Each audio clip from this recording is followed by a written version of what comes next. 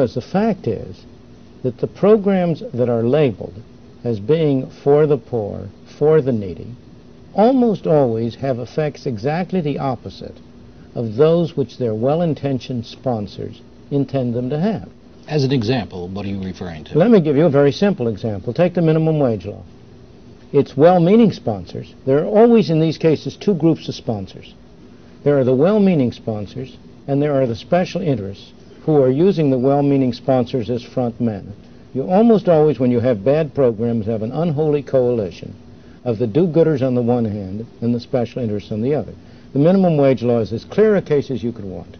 The special interests are, of course, the trade unions, the monopolistic craft trade unions in particular.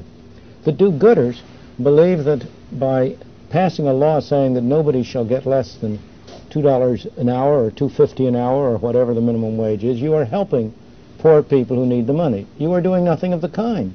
What you are doing is to assure that people whose skills are not sufficient to justify that kind of a wage will be unemployed.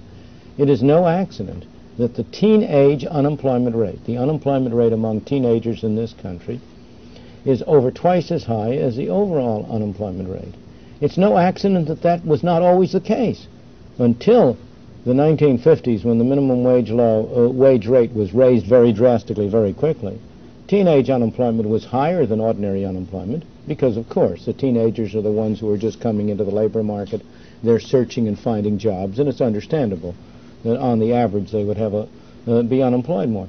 But it was nothing like the extraordinary level it has now reached. It's close to 20%. Why?